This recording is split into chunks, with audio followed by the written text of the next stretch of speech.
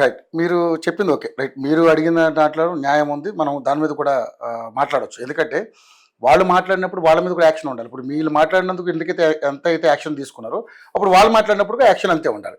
సరే, ముఖ్యంగా చూసుకుంటే ఈయన ఎవరైతే కృష్ణరాజు అనే వ్యక్తి సరే వేశ్యల రాజధాని సంథింగ్ అట్లా ఆయన మనం మాట్లాడకూడదు.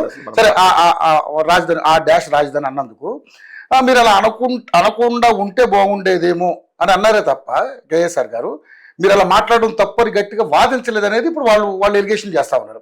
మీరు అలా అనుకుండా ఉంటే బాగుండేదేమో, అలా అనుకుండా ఉంటే బాగుంటుంది, అలా అనుకుండా ఉంటే బాగుంటుంది అన్నాడే తప్ప దీన్ని తప్ప అలా ఎలా మాట్లాడతారు, ఒక జర్నలిస్ట్ అయ్యండి మీరు ఎలా మాట్లాడతారు అనేది ఖండించకపోవడం అనేది ఇప్పుడు ఈయన మీద యాక్షన్ తీసుకున్నట్టుగా మనం అభివర్ణిస్తాం. మీరు అన్న పాయింట్ ని దాంట్లోనే మనం మాట్లాడదాం.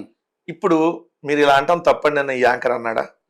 కొమినేని గారిని అరెస్ట్ చేసినప్పుడు మరి ఇప్పుడు నేను మీకు చూపించా ఇదే టీవీ5 మూర్తి, మరి ఇతను రాజకీయ నాయకుడు కదండి, మీరు అలాంటి పరుష పద్యాలు వాడొద్దని చెప్పి మీరు విత్డ్రా చేసుకోండి, అలా మాజీ ముఖ్యమంత్రి వెదవలు గెదవలని మీరు మాట్లాడొద్దు, మీరు అతన్ని రెండో రోజే తల్లి చంపేస్తే బాగుండనేటటువంటి నీచంగా మీరు మాట్లాడొద్దు, మీరు ఒక రాజ్యసభ సభ్యురాలుగా ఉన్నారు, సంస్కారంగా మాట్లాడండి అని చెప్పి మాట్లాడా?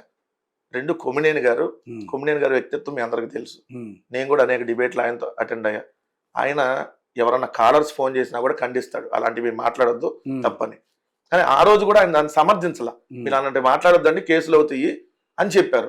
కానీ ఎలా ఉంటదంటే మీరు ఒక మోడరేటర్ గా ఉన్నారు, మీకు పీసీఆర్ నుంచి మీకు వినపడతా ఉంటారు, ఏదో ఒకటి చెప్తా ఉంటారు. ఎందుకు? అది కాలర్స్ కాల్ చేసేటటువంటి లైవ్ షో. సో నేను చూస్తా ఉంటాను కదా లైవ్ షోలో, ఆయనకి జనరల్ గా ఏంటంటే పీసీఆర్ నుంచి ప్రతి 5 నిమిషాలకు చెప్తారు, ఇది పలానా కాలర్ వెయిటింగ్ ఉన్నారు, పలానా సుబ్రహ్మణ్యం, పలానా ఏలూరు నుంచో, లేదంటే పలానా పుల్లారావు, లేదంటే పలానా సుబ్బయ్య అని ఆయనకు వస్తా ఉంటది. ఆ ఒక 10 సెకండ్ 20 సెకండ్ మీకు ఎట్లా ఉంటది? మేము మాట్లాడేది కూడా మీరు పూర్తిగా వినరు, ఎందుకంటే కొంత దేశం దాని మీద ఉంటుంది.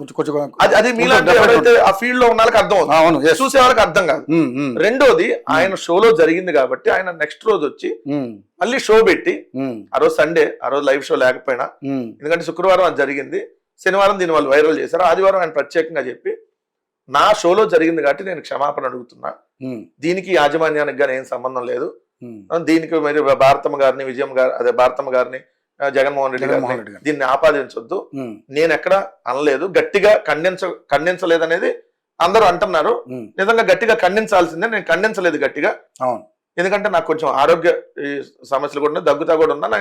ఇప్పుడు కొంత అనీజీగా ఉన్నప్పుడు ఎవరికైనా ఎట్లా ఉంటది, ఆయన పెద్ద వయసు, కొంచెం అనీజీగా ఉంది, హెల్త్ కూడా ఇష్యూస్ ఉన్నాయి. ఆయన చెప్పారు, వివరణ ఇచ్చాడు సార్ వివరంగా, నా వల్ల తప్పు జరిగితే నా షోలో జరిగింది కాబట్టి నేను క్షమాపణ కోరుకుతా. 18 ఏళ్ళ నుంచి లైవ్ షో కండక్ట్ చేస్తున్నాడు సార్ ఆయన, 18 సంవత్సరాల నుంచి ప్రధానమైన ఛానల్స్ లో చేశారు. ప్రధానమైన ఛానల్స్ లో చేస్తున్నటువంటి అలాంటి వ్యక్తిని ఆయన తప్పు లేకపోయినా ఆయనే అన్నాడని చెప్పి ఆపాదిస్తూ నిన్న కేసు పెట్టారు. ఆ కేసు ఆయన అన్నాడని కేసు పెట్టారండి. ఎఫ్ఐఆర్ కాపీ మీకు చూస్తే అర్థమైంది, కొమ్మినేని గారు అన్నారని క్లియర్ వీడియోస్ ఉన్నాయి కదా. కానీ ఇంత దుర్మార్గం చూడండి, ఆయన అనకపోయినా అన్నారని కేసు పెట్టినప్పుడు మరి ఈ రాష్ట్రంలో పత్రికలు కానీ, లేదంటే ఇంకా మీడియా ఛానల్ కానీ, లేదంటే యూట్యూబ్లు కానీ వీళ్ళందరినీ అనగదొక్కాలనేటటువంటి ప్రయత్నమే కదా ఇది. ఆయన ఏమన్నాడు ఒకసారి మనం విందాం. అసూయనో ఇంకోటనో కృష్ణరాజు గారికి ఇట్లా అని అట్లా అని వాళ్ళు సోషల్ మీడియాలో మీ మీద నీచంగా ప్రచారం చేసే అవకాశం ఉంటుంది. ఈ వేశ్య కేంద్రాలకు సంబంధించి దాదాపు 150 స్వచ్ఛంద సేవా సంస్థలు అమరావతి చుట్టుపక్కల ప్రాంతాల్లో పనిచేస్తున్నాయి అంటే అక్కడ ఎంత తీవ్రంగా ఉందో ఆ సంస్థను అర్థం చేసుకోవాలి. అలాగే ఎయిడ్స్ వ్యాధిగ్రస్తులు కూడా, ముఖ్యంగా ఈ సెక్స్ వర్కర్లో ఉన్న ఎయిడ్స్ వర్కర్లు చాలా పెద్ద సంఖ్యలో అక్కడ ఉన్నారని చెప్పి ఒక స్వచ్ఛంద సేవా సంస్థ నడిపే ఒక వ్యక్తి నాకు సైకి చెప్పారండి. కాబట్టి దాన్ని ఇప్పటికైనా కానీ వీళ్ళు దేవతల రాజధాని అని చెప్పి చెప్పడం మానుకోవాలి. ఏం చదువుతారు సార్? చెప్పు తీసుకుంటాను సార్.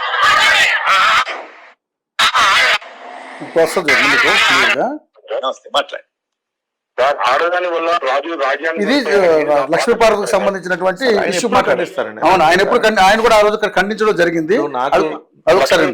స్టెరాయిడ్ ఇచ్చేసి ఈమె చేశారనేది మీద ఆరోపణ. మొగుని వదిలేసి వచ్చిన ఈమె తీసుకొచ్చి పిచ్చివాడు మాక రాజు, నువ్వు ఎందుకు వచ్చావో అర్థమైంది. నువ్వు పిచ్చివాడు వాగితే నీకే నష్టం. మీ ఇంట్లో ఆడవాళ్ళు లేరా? మీకేమి అక్కలు చెల్లెళ్ళు లేరా? ఎవరు విడాకులు తీసుకోవట్లేదా? ఏం మాట్లాడతావు నువ్వు? మీరంతా మత్తు ఇచ్చే ఒక పెద్ద నాయకుడు ఎన్ని పెళ్లిళ్ళు చేసుకున్నాడో మీకు తెలియదా? ఏం మాట్లాడతావు? అట్లా అనవసరమైన విషయాల్లోకి వెళ్ళి మీరు మహిళలను అవమానపరిస్తే ఒప్పుకునేది. ఓకే ఆయన కూడా చెప్పారు, కొమ్మనేని గారు కూడా నెక్స్ట్ రోజు నేను గట్టిగా ఖండించలేదు అనేది నా మీద కూడా అంది. నిజంగా నేను గట్టిగా ఖండించాల్సి ఉంది, కానీ నాకు ఆ రోజు కూడా హెల్త్ బాగాలేదు. నేను అంటే బాగానప్పుడు కొంత అనీజీగా ఉంటుంది, కొంత తినేది ఉంటది. ఇప్పుడు ఎవరైనా మనకు తెలుసు కదా, మీరు నెంబర్ ఆఫ్ డిబేట్స్ మీరు కండక్ట్ చేశారు. నేను ఇక్కడ వైఎస్ఆర్సీపీగా నేను అటెండ్ అయిన ఉన్నాయి దాదాపు 5 ఏళ్ళు 2015 నుంచి ఇక్కడ 2017 నుంచి దాదాపు ఇప్పుడు 8 సంవత్సరాలుగా మనం డిబేట్లు చేస్తా ఉన్నాం. మీకు వందలాది డిబేట్లు అటెండ్ అయ్యాం. ఒక్కోసారి ఆ మాట్లాడిని కూడా మనం పూర్తిగా వినలేం, అవతలాలు మాట్లాడింది కూడా. సో కొంత మీరు అన్నట్టుగా గట్టిగా ఖండించాలి, వాస్తవం, దాన్ని ఎవరు కూడా అగ్రీ చేయట్లా. కానీ అసలు అనలేదు కదా ఆయన ఫస్ట్. ఇప్పుడు ఖండించలేదని అలా అంటే బాగోదేమో అన్నారు తప్ప ఆయన అయితే అనలేదు అనేది మీరు ప్రధానంగా. మీరు ఇప్పుడు ఖండించలేదని కేసు పెడితే ఎట్లా? మరి బోషిడికే అన్నటువంటి పట్టాభిని చంద్రబాబు నాయుడు ఖండించకుండా సమర్థించాడు కదా, కేసు పెట్టాలి కదా. మరి ఇదే అనిత గారు, వంగలపూడి అనిత, తెలుగుదేశం మహిళా అధ్యక్షురాలుగా ఉండి భారత్ అమ్మని అమ్మ అని ఎందుకు అంటారు, ఏదంటే విజయం గారిని అమ్మ అని ఎందుకు అంటారు, అమ్మ అంటే వాళ్ళ నాన్న వాళ్ళకి ఇలా మాట్లాడినప్పుడు మరి ఇలాంటి వాళ్ళకి హోంమంత్రి పదవి మీరు ఇస్తే మరి మేమేమన్నా మాట్లాడే వాళ్ళ గురించి?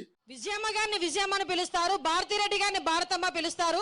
మరి వీళ్ళ అమ్మ అని పిలిచిన భారతమ్మ అని పిలిచిన వాళ్ళకి ఒక్కసారి మనం కూడా ఆలోచన చేసుకోవాలి.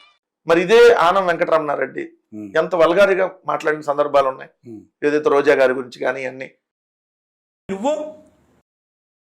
నువ్వు కిరాయికి వెళ్ళిందని నువ్వు నీ అదృష్టం బాగుండి వేళ మంత్రి అయిపోతే మరి వాళ్ళందరికీ చైర్మన్లు గ్రీష్మ తొడలు కొట్టి వైసీపీ నా డాషన్ లాక్కొచ్చి తన్నాలి అంటే ఎమ్మెల్సీ అయ్యింది. ఎవడైనా సరే జగన్మోహన్ రెడ్డి అని ఇంటికొచ్చిన, బస్సు యాత్రనొచ్చిన, బస్సులో నుంచి ఈడ్చి తంతాను సార్. నా రాష్ట్రాన్ని రావణ కాష్ట చేశారు. సిగ్గు శరం లేకుండా బస్సులో వెళ్తారా? బస్సులో నుంచి ఈడ్చి తన్నకపోతే తెలుగుదేశం గడ్డలో పుట్టిన వాళ్ళం కాదు. అయ్యన్న పాత్రుడు ఏదైతే సుచరిత గారు హోంమంత్రిగా ఉంటే సంభాషణ మాట్లాడాడు సార్ మహిళా హోంమంత్రిని పట్టుకొని. మరి ఆయనకి స్పీకర్ ఇచ్చారు ఈ రోజు. హోంమంత్రికి ఒక పోలీసు అని సెల్యూట్ కొడుతున్నాడు అండి, మామూలు పోలీసు సెల్యూట్ కొడుతున్నాడు హోంమంత్రికి. ఎందుకు మరి హోంమంత్రి? మనకి బండారు సత్యనారాయణ మూర్తి ఎమ్మెల్యే తెలుగుదేశం పార్టీ ప్రస్తుతం, ఆయన రోజా గారి మీద మాట్లాడిందండి బ్లూ ఫిలిం నీచంగా మాట్లాడాడు. మరి ఇలాంటి వాళ్ళందరినీ పెట్టుకొని సీమరాజా, కిరా కార్పి, వాళ్ళు మాట్లాడేటటువంటి మాటలు మనం వింటే ఇంత రక్తం మరిగిపోదు. అలాంటి నీచంగా మహిళల మీద వాళ్ళు మాట్లాడుతుంటే అలాంటి ఉగ్రవాద సంస్థలు వాళ్ళు నడుపుతున్నట్టే కదా. మహిళల్ని కించపరిచేటట్టుగా, మహిళల్ని అసభ్యకర రీతిలో మాట్లాడటానికి ట్రైనింగ్ ఇస్తుంది ఐటీడీపీ. ట్రైనింగ్ ఇచ్చి రిక్రూట్ చేసుకుంటున్నారు. వాళ్ళకి నెల శాలరీ ఇచ్చి సీమరాజా మాట్లాడినాయండి.